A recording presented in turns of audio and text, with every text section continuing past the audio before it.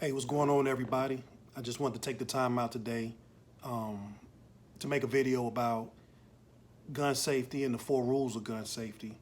I just feel like having a YouTube channel or advocating for the Second Amendment, talking about the Second Amendment, telling people about gun ownership, telling people they need to purchase their own firearms for self-defense and other reasons. It would be irresponsible for me to not advocate for gun safety as well. So that's basically what I'm gonna go over today in this video is, the safe handling of firearms, loading and unloading the firearm, and the 4 rules of gun safety. So today, indoors, not at a range. So what I'm probably gonna use, or what I am gonna use, are these snap caps, right, in 45 ACP. I'll be using the Glock 21 today. Now, these snap caps, you can pick them up at your local gun store, Cabela's, Academy, I don't even know if Gander Mountain is still open, but Gander Mountain, Bass Pro Shop, things of that nature. I don't think, I'm not sure, but I don't think other places carry it. Maybe an outdoor shop, but wherever you go and buy your ammo from, your firearms from, you can order them online. Amazon has them. You just check for them, but they're a real good tool. They're especially good if you have a rimfire weapon, because snap caps help preserve your firing pin on rimfire weapons. It's still up in the air about center fire weapons, like what I'm using today, Glock 21, striker fire weapons, center fire weapons, but it doesn't hurt to have it, right? So that's what I'll be using today. So here's the firearm I'll be using. Like I said, it's a Glock 21. So the first thing you always want to do, you're going to treat every firearm as if it was loaded, right? So you always want to treat it that way. Magazine release the magazine, right? Slide the weapon. You want to check, make sure there's no rounds in there. Let me see if I can pick it up on the camera for you guys. The weapon's clear. I would never point it just randomly, but for the sense of training, for the sake of training, I'm gonna treat it that way, right? So here we go with the snap caps for the 45 ACP. Put the magazine in. Again, snap caps, training rounds, not live rounds. We're indoors, so that's what I'm gonna use. So we'll treat this weapon as if it was live. As you can see, the trigger's set, right? On Glocks, and I'll get into it later about the triggers. A lot of people say, oh, well, there's no safety on a Glock. That's not absolutely true.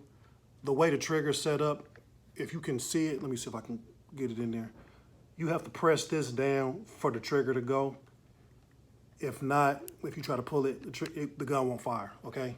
But that'll be another video. If you guys want to see it, I'll basically do a whole video on the Glock triggers. But back to the safety and the safe handling of firearms. So now we know that this gun is loaded. It's red, it's hot, okay? So for whatever reason you want to unload the weapon, again, we know it's loaded. The first thing you want to do is release the magazine, right? Once you release the magazine, I don't know if you can see it, but the weapon's clear now. The round's out of it, okay? Here's the round that came out, that snap cap is. All right, I got the weapon clear. Here's the magazine. Weapon's in, weapon's loaded, all right? So, rule number 1, treat every firearm as if it's loaded, okay? So, again, we're using training rounds, snap caps, treating the weapon as it's live ammo in there, right? Indexed out, right? So every firearm is loaded. So this is the way that you'll always treat it. If you're not holstered, you can always treat the weapon as it's loaded. If you're firing, 2 hands on it. If you're holstering, unholstering, putting it up, putting it in the safe, hey, finger like this, indexed, all right? Number 2, never point the firearm at anything that you're not willing to shoot, kill, or destroy. Basically, what that means is you see a lot of these music videos or whatever where people are pointing firearms into the camera. That's a no-no, that's a no-go, right? You never want to point a firearm at something that you're not intending to shoot, whether you're at the range, self-defense, whatever the case may be, hunting. You never want to point the firearm at something that you aren't willing to shoot, kill, or destroy. It goes back, to rule number one: treat every firearm as if it's loaded. You can go on YouTube or read articles, Google, and find a lot of different times where people were playing around with firearms were loaded, or,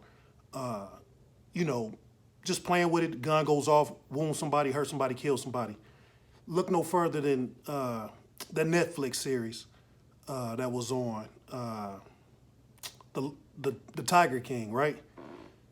The guy was on there playing around with a gun. Oh, so some weapons, if the magazine isn't in there, right? You take the magazine out, some weapons won't fire. He thought he had one that wouldn't fire. Well, guess what? It did. Killed itself, right? So it goes, 1 and 2, treat every firearm as if it's loaded. Number 2, basically don't point the gun at something that you aren't really to shoot, kill, or destroy, all right? Rule number 3, and I kind of already talked about it, keep your finger off the trigger until you're ready to fire. So it all ties in. Like I said, keep your finger index, right? Keep it off of it until you're ready to destroy. Now, we got the training rounds in there, right? So of course, for training purposes, I'll show you. But you keep your finger off the trigger until you come up on your target. Once you get on your target, get your sight picture aligned, right? Then you go here, right? And then once you align the sight picture with your target, pull the trigger, fire, right? Pretty simple. And number 4 is basically just be sure of your target and be sure what's beyond your target, right? So what that basically means is if you have something in your sight picture and you're gonna shoot at it, make sure you know what's behind it. This really comes into play in self-defense scenarios. If you're shooting or you have to defend yourself, when you pull that trigger, remember, this isn't a video game. You can't reset, those rounds don't come back. So once that round leaves the weapon, that's it.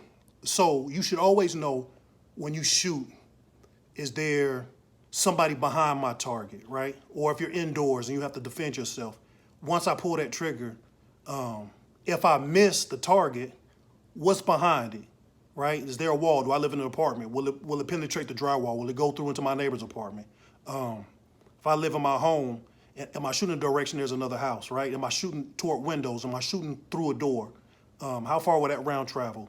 So, and that goes into knowing the type of ammo that you have, the type of ammo that you carry, depending on what the situation is.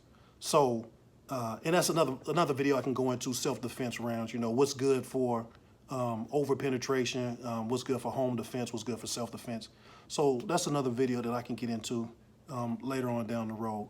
But I kind of just wanted to talk about that and give everybody the 4 fundamentals of gun safety, gun ownership. That's, the basis of it to give you a foundation to start with. So remember, treat every firearm as if it's loaded. Never point a gun at anything that you aren't willing to destroy or kill. Keep your finger off the trigger until you're ready to shoot, and be sure that you know your target and what's beyond that target. And just wanted to give you those tools so that as you move into gun ownership, you at least have a basis and be able to have this foundation moving forward, and nobody come back and say, hey man, you just jumped into this stuff and didn't give us any keys for success. Well, can't say it, I just did. So with that being said, I'm gonna wrap it up. Leave your questions, comments, concerns down below. Anything that you want me to cover that I didn't cover, and just leave me a comment, hit me up, and I'll see you guys later.